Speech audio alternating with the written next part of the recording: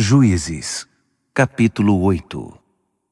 Os efraimitas perguntaram a Gideão: Por que você não nos chamou quando foi lutar contra os midianitas? Eles estavam indignados e o criticavam. Mas Gideão respondeu: O que foi que eu fiz comparado a vocês? Acaso as sobras das uvas de Efraim não são melhores que toda a colheita de Abiezer? Deus entregou a vocês os comandantes dos midianitas, Oreb e Zeeb. O que eu fiz em comparação a isso? Depois de ouvir sua resposta, eles se acalmaram e não protestaram mais. Gideão e os 300 homens que o acompanhavam chegaram ao Jordão e atravessaram o rio. Eles estavam exaustos, mas continuavam a perseguição. Ele perguntou aos homens de Sucote: Por favor, providenciem alimento para os homens que estão comigo. Eles estão exaustos e eu estou perseguindo Zeba e Zalmuna, os reis midianitas. Mas os líderes de Sucote responderam: Vocês estão perdendo seu tempo. Por que iríamos colaborar com uma empreitada inútil? Gideão retrucou: Seja como quiserem, mas depois que o Eterno me entregar Zeba e Zalmuna, vou debulhar vocês. Vou rasgar a carne de vocês com espinhos e espinheiros do deserto.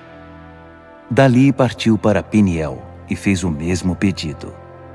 Os homens de Peniel, como os de Sucote, também se recusaram a ajudar. Gideão prometeu: Quando eu voltar são e salvo, vou destruir esta torre.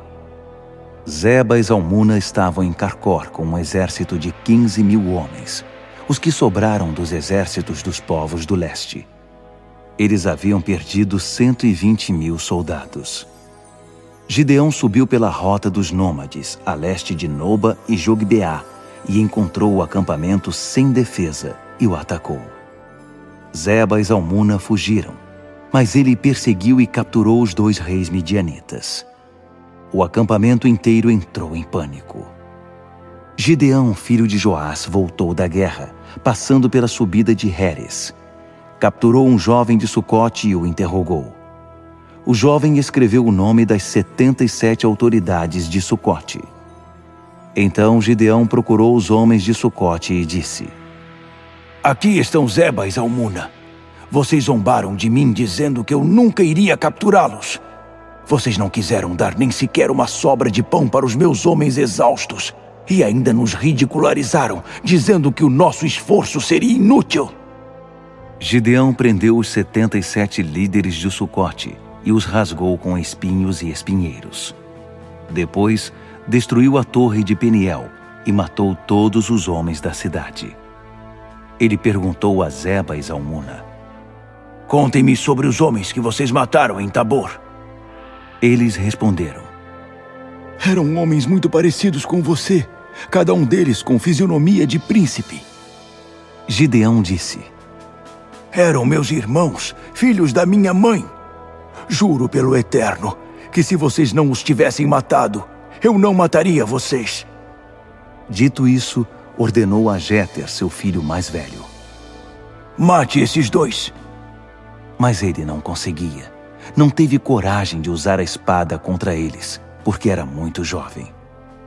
Zeba e Zalmuna disseram: Faça você mesmo se for homem. Assim o próprio Gideão pôs fim à vida de Zeba e Zalmuna. Ele confiscou os enfeites do pescoço dos camelos deles. Os israelitas pediram a Gideão: Seja o nosso rei, você, seu filho e seu neto. Você nos libertou da tirania dos midianitas. Mas Gideão respondeu: De modo algum, eu ou meu filho reinaremos sobre vocês. O Eterno é que reinará. Gideão prosseguiu: Mas tenho um pedido. Cada um de vocês me entregue um brinco do despojo que tomaram. Os ismaelitas usavam brincos de ouro. Por isso, todos os homens estavam com a bolsa cheia desses brincos. Eles responderam: Sem problema, são seus. Eles estenderam um pano e cada um depositou ali os brincos do despojo. Os brincos de ouro que Gideão pediu pesaram cerca de 20 quilos, fora os enfeites, os pingentes e as roupas luxuosas dos reis midianitas, e os enfeites do pescoço dos camelos. Gideão usou ouro para fazer um colete sacerdotal e o exibiu em sua cidade, em Ofra. Todo Israel cometeu profanação ali. Gideão e sua família também foram seduzidos por ela. Os israelitas quebraram a tirania dos midianitas e não se ouviu mais falar deles.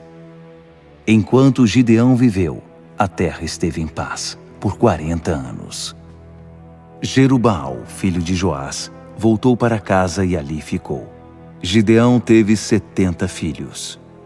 Ele foi o pai de todos eles, pois tinha muitas mulheres. Sua concubina de Siquém também deu a ele um filho, que recebeu o nome de Abimeleque. Gideão, filho de Joás, morreu em idade avançada. Foi sepultado no túmulo de seu pai, em Ofra dos Abiesritas. Mal Gideão foi sepultado, e o povo de Israel se desviou e se prostituiu com Baal. Elegeram Baal-Berite como seu Deus. O povo de Israel se esqueceu do Eterno, seu Deus, que os tinha livrado de todos os seus opressores. Também não foram leais para com a família de Jerubaal, Gideão, considerando-se o bem que ele havia feito a Israel. Juízes, capítulo 9. Abimeleque, filho de Jerubaal, foi para Siquém, onde estavam seus tios e todos os parentes de sua mãe, e disse a eles: Perguntem aos homens de Siquém, o que vocês preferem? Que 70 homens reinem sobre vocês, isto é, todos os filhos de Jerubaal, ou apenas um homem? Lembrem-se de que eu também sou da família de vocês. Os parentes de sua mãe discutiram o assunto com as autoridades de Siquém, e eles optaram por Abimeleque, argumentando: Afinal, ele é um dos nossos. Eles deram a Abimeleque 70 peças de prata do santuário de Baal-Berite. Com esse dinheiro, ele contratou o serviço de um bando de marginais. Ele foi até Ofra, na casa de seu pai, e matou seus meio-irmãos, filhos de Jerubaal. Matou todos os 70 sobre uma rocha, menos o mais jovem, Jotão, que conseguiu se esconder. Foi o único sobrevivente. Todos os líderes de Siquém e Bet-Milô se reuniram debaixo do carvalho, perto da coluna de Siquém, e coroaram Abimeleque rei. Quando deram a notícia a Jotão, ele subiu ao topo do monte Gerizim e discursou: Ouçam-me, líderes de Siquém. Assim Deus ouvirá vocês. Um dia, as árvores decidiram ungir um rei para si. Disseram à oliveira: reine sobre nós. Mas a oliveira respondeu: acham que vou deixar o meu azeite, que honra os deuses e os homens, para dominar sobre as árvores? Então, as árvores disseram à figueira: venha, reine sobre nós. Mas a figueira respondeu: acham que vou deixar a minha doçura, os meus frutos que dão água na boca, para dominar sobre as árvores? As árvores então disseram à videira: venha, reine sobre nós. Mas a videira respondeu: acham que vou deixar o meu vinho, que alegra os deuses e os homens, para dominar sobre as árvores? Finalmente as árvores disseram ao espinheiro: venha, reine sobre nós. Mas o espinheiro disse às árvores: se vocês realmente desejam que eu seja o seu rei, refugiem-se na minha sombra. Mas se não quiserem, que saia fogo do espinheiro e queime até os cedros do Líbano. Agora ouçam, vocês acham que fizeram certo coroando Abimeleque rei? Acham que respeitaram Jerubaal e sua descendência? Deram a Gideão o que ele merecia? Meu pai lutou por vocês, arriscou a própria vida e os libertou da opressão dos midianitas. Mas vocês acabam de traí-lo. Vocês massacraram seus filhos, 70 homens sobre uma rocha. Vocês coroaram Abimeleque, filho de sua concubina, rei sobre os líderes de Siquém, só porque ele é parente de vocês. Se acham que honraram Jerubaal, então comemorem com Abimeleque e que ele se alegre com vocês. Do contrário, que saia fogo de Abimeleque e queime os líderes de Siquém e Bet-Milô, ou saia fogo dos líderes de Siquém e de Bet-Milô para queimar Abimeleque. Depois desse discurso, Jotão fugiu para se salvar. Foi para Beer e fixou residência ali, porque tinha medo de seu irmão Abimeleque. Abimeleque reinou sobre Israel 3 anos. Então Deus provocou um atrito entre Abimeleque e os líderes de Siquém, que começaram a agir traiçoeiramente contra ele. A violência voltou-se contra ele. O derramamento de sangue dos 70 irmãos, filhos de Jerubaal, caiu sobre Abimeleque e os líderes de Siquém que o ajudaram no massacre. Os líderes de Siquém puseram homens de emboscada na subida das montanhas para assaltar os viajantes. Mas Abimeleque ficou sabendo. Nesse meio tempo, Gaal, filho de Ebed, chegou com seus parentes para residir em Siquém e conquistou a confiança dos líderes da cidade. Na época da vindima, foram para o campo pisar as uvas e fizeram uma festa no santuário do Deus deles, um banquete com muita comida e bebida. A certa altura, começaram a criticar Abimeleque. Gaal, filho de Ebed, perguntou: Quem é esse Abimeleque? E por que nós, siquemitas, temos de obedecer a ele? Não é aquele filho de Jerubaal? O braço direito dele não se chama Zebul? Ora, nós pertencemos a Ramor e honramos o nome de Siquém. Por que haveríamos de bajular Abimeleque? Se eu estivesse no comando desse povo, a primeira coisa que faria seria me livrar desse Abimeleque. Eu diria na cara dele: mostre a sua força, Abimeleque. Vamos ver quem manda aqui.